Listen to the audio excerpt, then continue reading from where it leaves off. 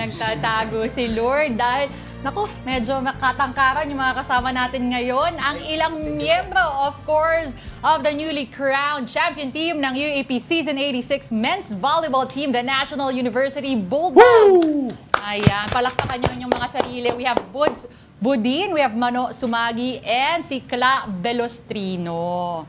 So congratulations guys, grabe yung ginawa nyo in the UAP. Buds, unahin na kita, what did you think about the 4-peat? Kasi before nyo yan magawa, UST yung huling nakagawa nito, 2011 pa, and you are only the second team in UAP history to ever do that, yung 4-peat.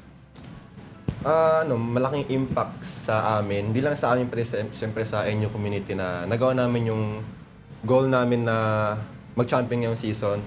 Kahit na medyo pangit yung umpisahan namin, and yun, matapos namin na mas maganda. Gusto mo ba sabihin go, Uste?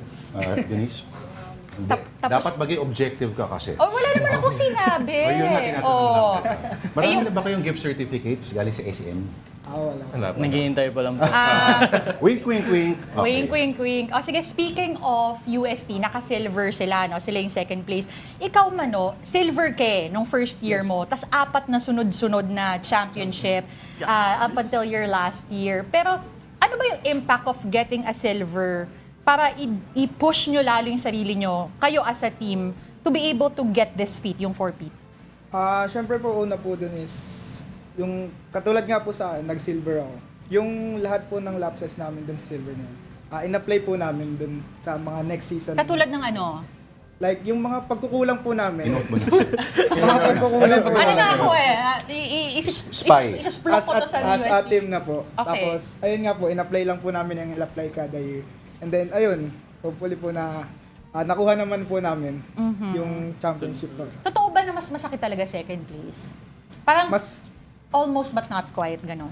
opo, talagang masakit. Kasi, syempre, buong year ka po Andun ka na eh, di ba? Andun ka na eh. buong year po nagpakahirap sa training, gigising ng maaga, tapos pagdating sa end. Andun ka na eh. Oo. Sige. Si Cla naman, tanongin kita. Actually, kayo, pwede kayong sumagot, kayong tatlo, no? We all know si Owa, Joshua Tamar, will move forward na to a new direction. Tapos na yung kanyang playing years. Ang sabi nga nila, end of the Owa era daw. Cla, unahin kita. What's your reaction with that? Siyempre, iba yung ano talaga eh. Iba talaga si Kiowa eh. So, para sa akin, parang isa sa papalit sa kanya, parang pressure. Pressure ka? Pero, na-try ko na rin po nun, no, yung na-injured si Kiowa nung Spikers.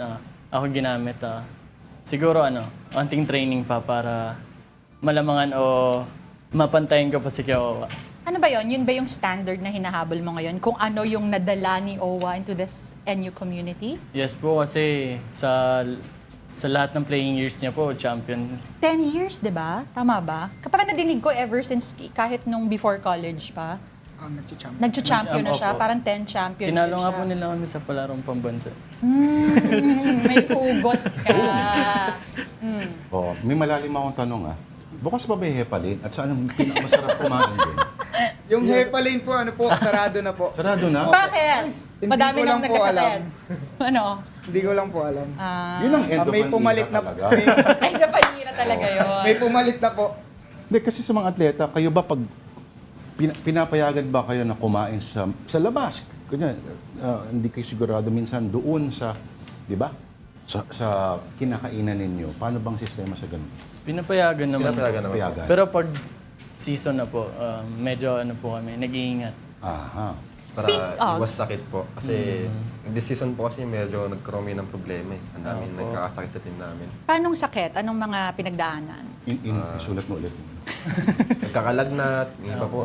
Nagkakadiarrhea. Sa kinakain. Opo. Nasakit yung tiyan. Kaya, Kaya ayun nag-iingat. po, nag-iingat na rin po. Ano mang kinakain nyo?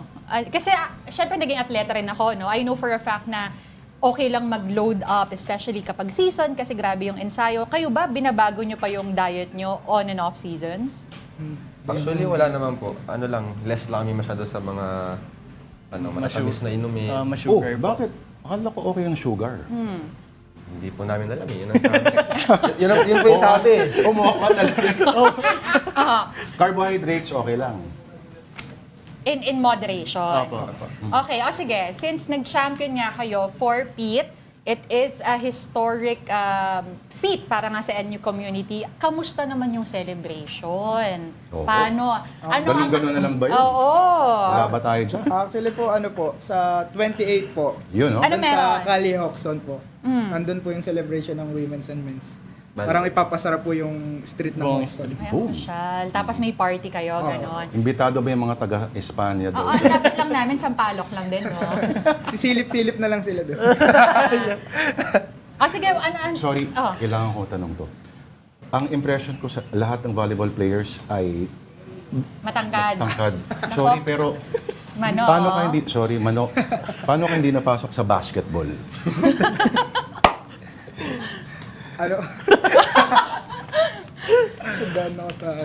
Ano yung position ni... ako po. Opo. Libero po ako. Sorry, anong... Siya yung sumasalo ng lahat ng atake. So, siya yung pinakamatapang dyan kasi head-on niyang Ikaw yung... hinaharap. Ikaw yung talagang bumabalentong sa Opo. floor. Bawal din po siya mag-serve. Bakit? Basta ang goal niya lang po as ano. Depends. Receive Defend the and... ball. Ay, mahirap trabaho yun. Exactly.